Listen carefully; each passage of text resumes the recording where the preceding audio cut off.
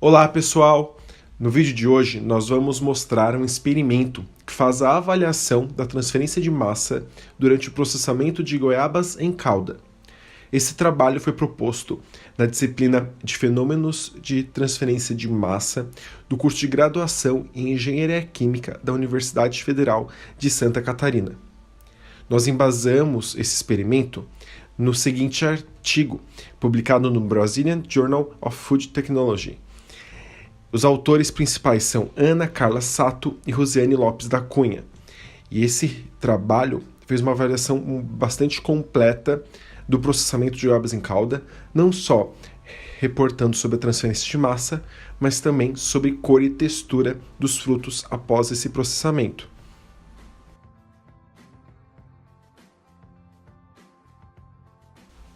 No experimento, foram utilizadas 10 goiabas, de tamanho padrão entre elas, esféricas e pouco maduras. Para que a casca não influenciasse no processo de transferência de massa, o primeiro passo é fazer o descascamento químico dos frutos. E como que isso é feito? É mergulhada a goiaba dentro de uma solução básica, que no caso desse experimento, utilizamos hidróxido de sódio. Então vocês podem ver na imagem a preparação dessa solução 2% de hidróxido de sódio. Ela foi feita aquecida com o uso de uma chapa aquecedora.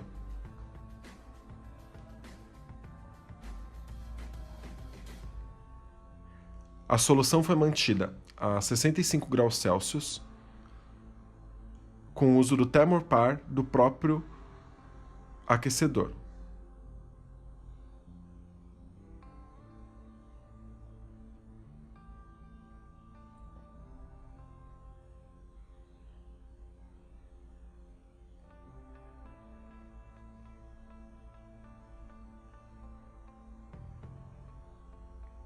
Conforme o tempo foi passando, a solução começou a ficar mais clara, indicando a solubilização total do hidróxido de sódio colocado inicialmente.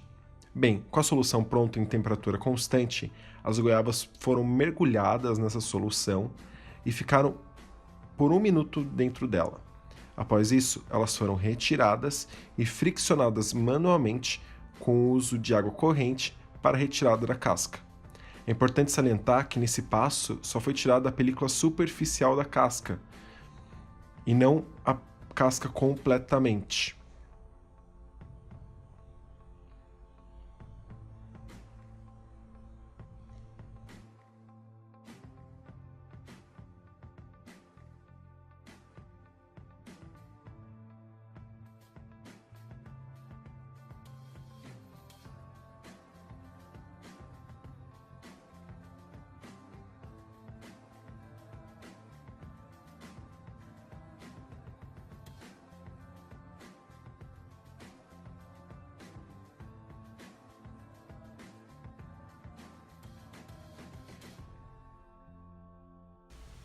Após o descascamento químico das goiabas, elas passaram por um processo de preparação das amostras. Cortamos as goiabas em pedaços e após isso retiramos as sementes, para que tivéssemos apenas polpa participando da transferência de massa. Após isso, cortamos as amostras em pedaços ainda menores para que tivéssemos uma distribuição mais uniforme dentro do becker onde ocorreria a transferência de massa. Bem, após isso, nós caracterizamos cada amostra com a massa delas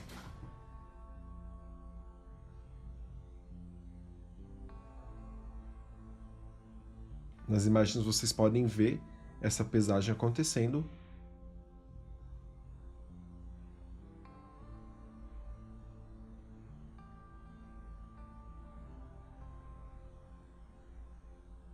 E também a espessura dessas amostras, o que é muito importante, pois nos cálculos consideramos as goiabas como placas planas.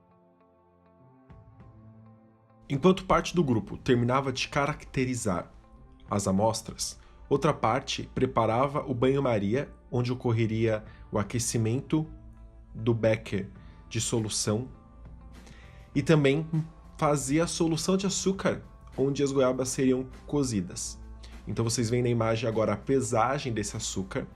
As goiabas foram cozidas ao longo do experimento numa solução de 45 graus Brix de açúcar, certo? Essa medida é usada amplamente na indústria de alimentos para medir açúcares em alimentos.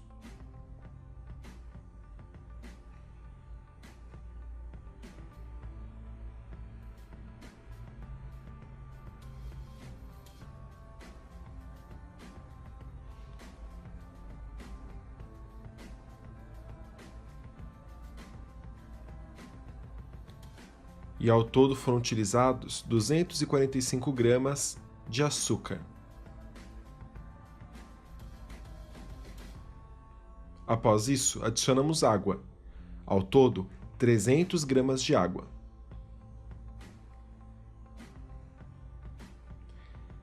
Esses números foram determinados usando a porcentagem de água e açúcar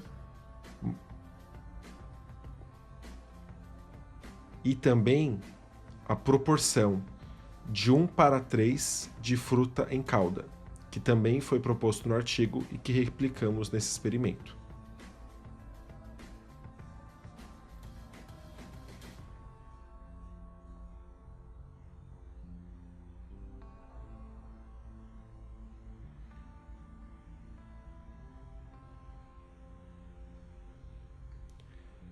Com a solução pronta, nós aquecemos ela com o termopar da chapa aquecedora na panela de banho-maria e com um termômetro dentro da solução de açúcar. Como vocês viram, a solução está inicialmente a 45 graus Brix. Quando a temperatura da solução ficou constante em 60 graus, nós adicionamos as amostras de goiaba que já haviam sido caracterizadas anteriormente.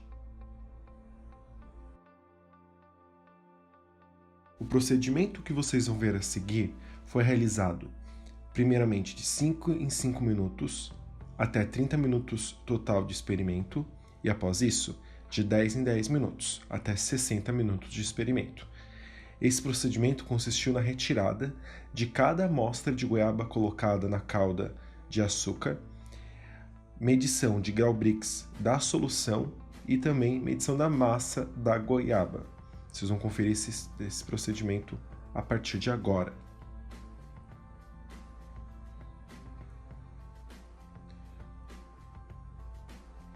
Foi retirada a amostra de goiaba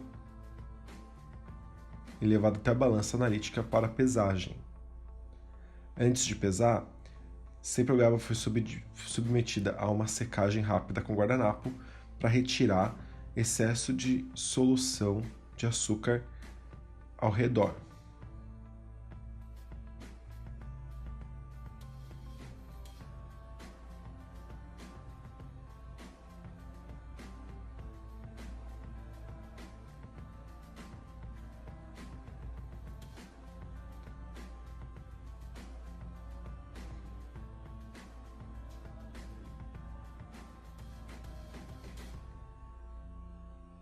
E após a pesagem, elas foram colocadas em uma bandeja que logo depois será levada para a estufa com ventilação forçada. Nesse momento, a solução está sendo avaliada para analisar o grau Brix. E também foi retirada uma determinada quantidade proporcional à quantidade de goiaba retirada naquele momento, para que a proporção de 1:3 de fruto e calda permanecesse constante ao longo do experimento.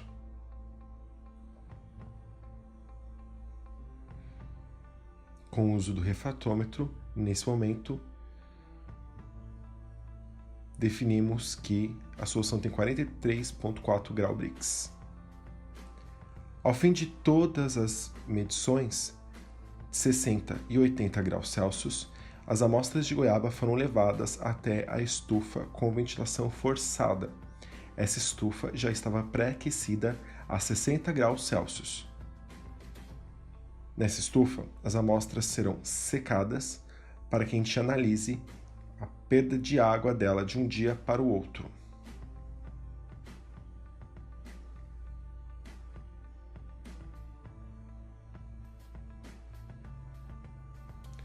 Após 24 horas na estufa, todas as amostras foram pesadas novamente, após a secagem, e a massa foi conferida, anotada e analisada posteriormente nos cálculos.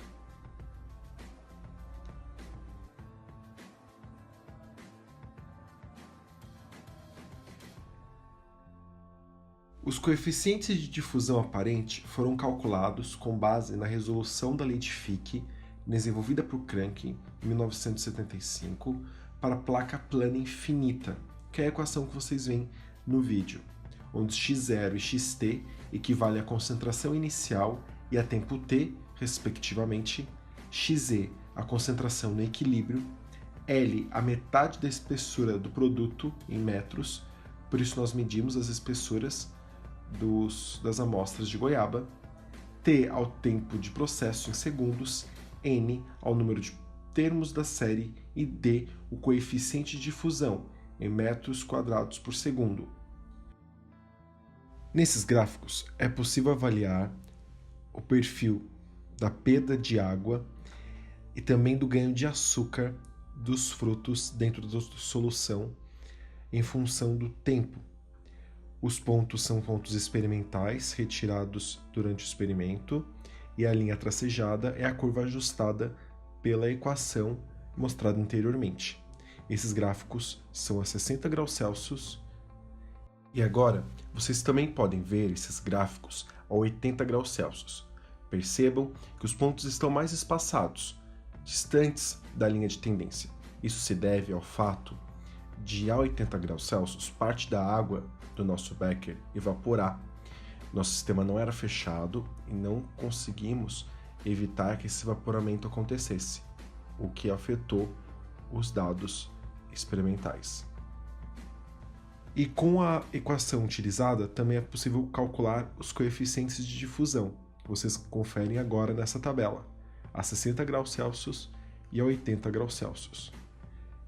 Os coeficientes de difusão são dados em centímetros quadrados por minuto.